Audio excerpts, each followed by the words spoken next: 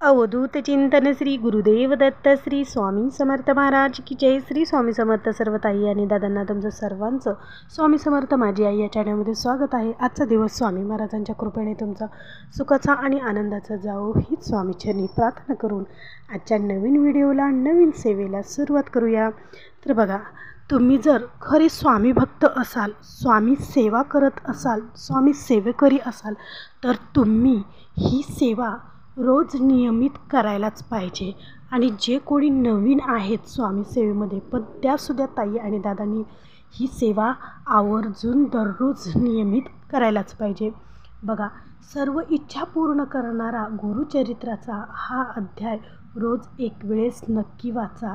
आयुष्यात चमत्कार झाल्याशिवाय राहणार नाही. बघा, सर्व इच्छा तुमच्या पूर्ण होतील जर तुम्ही गुरुचरित्रातील या अध्यायाचं नियमित पठण केल्यास. प्रत्येक वेळेस काय होते की आपल्याला गुरुचरित्राचं पारायण करणं शक्य होत नाही. बऱ्याच ताई आणि दादांना गुरुचरित्र पारायण करणं शक्य होत नाही. जॉब असतो, लहान मुलं असतात, जॉईंट फॅमिली असते, बरेचसे कारणं असतात. मग त्यांना गुरुचरित्र पारायण करणं शक्य होत नसेल तर त्याने गुरुचरित्रामधील हे जे अध्याय आहेत तर त्याचंही पठण केलं तरी पण चालतं. प्रत्येक अध्यायाची वेगवेगळी फलश्रुती आहे. प्रत्येक अध्यायामध्ये वेगवेगळी तुम्हाला या अध्यायाच्या सेवेने फळं मिळू शकतात.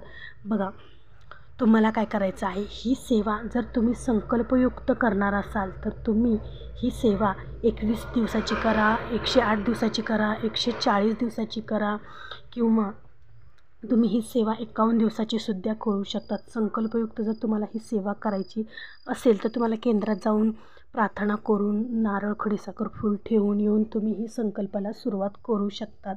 मग तुम्हाला दररोज गुरुचरित्राची पोथी हाताळणं म्हणजे घ्यायचीच नाही. त्याच्यासाठी तुम्हाला केंद्रामध्ये छोटीशा पोथ्या भेटतात. प्रत्येक अध्यायाची वेगवेगळी पोथी केंद्रामध्ये तुम्हाला मिळून जाईल किंवा धार्मिक दुकानात मिळून जाईल.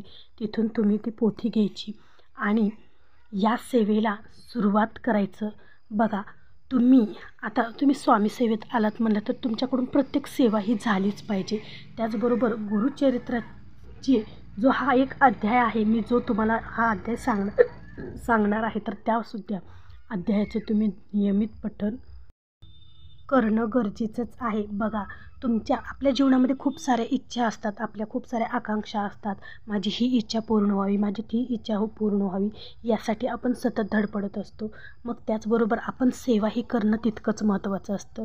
मग तुम्हाला गुरुचरित्र पारायण करणं शक्य होत नसेल तर तुम्ही गुरुचरित्रामधील हा एक अध्यायाचं रोज एक वेळेस तर नियमित रोज एक वेळेस तुम्ही या गुरुचरित्र पारायणमधील या अध्यायाचं पठण अवश्य करून बघा.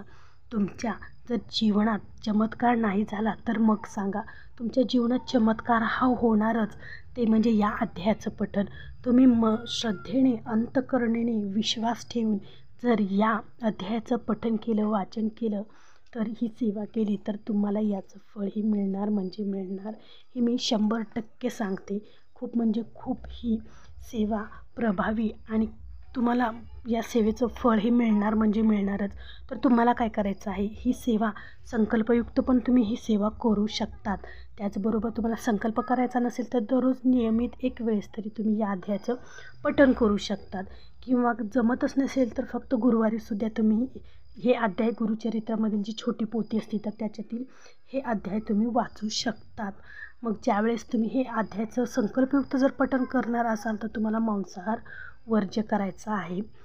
आणि नियमित जर तुम्ही याचं वाचन करणार असाल तर ज्या दिवशी तुम्ही मांसाहार केलेला आहे त्या दिवशी तुम्ही पोथीला हातही लावायचा नाही.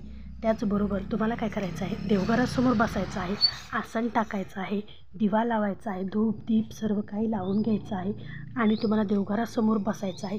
ही सेवा तुम्हाला दररोज संकल्पयुक्त तुम्ही सेवा करणार असाल तर ही सेवा दररोज एकाच वेळेस तुम्हाला करायची आहे. म्हणजे टाईम टू टाईम एकच टाईम ठरवून करायची आहे. असं नाही की दुपारी करू का संध्याकाळी करू, असं अजिबात नाही. तुम्ही जर ही सेवा तुम्ही शक्यतो सकाळीच करा. ज्यावेळेस आपण अंघोळ करतो त्यावेळेस आपण फ्रेश झालेलो असतो, आपलं मनही स्वच्छ असतं, आपलं शरीरही स्वच्छ असतं. तर तुम्ही अंघोळ झाल्या देवपूजा केल्या लगेच तुम्ही हा अध्याय वाचून घ्या. आसन टाकून देवघरासमोर बसून दीप लावून हा अध्यायाचं तुम्ही पठण करून घ्या, वाचन करून घ्या. म्हणजे काय होतं की आपण बाहेर इकडे तिकडे बाहेर जातो, मग आपल्या इकडे तिकडे हात लागतो, आपण काहीतरी खातो, त्याच्यामुळे बाहेर जाण्यामुळे आपलं शरीरही अशुद्ध होतं. त्याच्यामुळे सकाळ सकाळीच ही सेवा करून घ्या. खूप चांगली ही सेवा आहे. या सेवेने तुमच्या सर्व मनोकामना, इच्छा, सर्व काही तुमची जेवढी मोठी इच्छा आहे ती इच्छा या सेवेने पूर्ण होणार म्हणजे होणारच. इतकी प्रभावी ही सेवा आहे. खूप ताईंनी ही सेवा केलेली आहे आणि त्यांना या सेवेची खूप छान अशी प्रचितीही आलेली आहे. बघा, आयुष्यात एक वेळेस तर गुरुचरित्र पारायण तुम्ही आवर्जून करा. आणि हे पारायण जर तुम्हाला जमत नसेल तर गुरुचरित्रातील जे अध्याय आहेत तर जे काही अध्याय मी तुम्हाला सांगणार त्या अध्यायाचं नक्की पठण करा.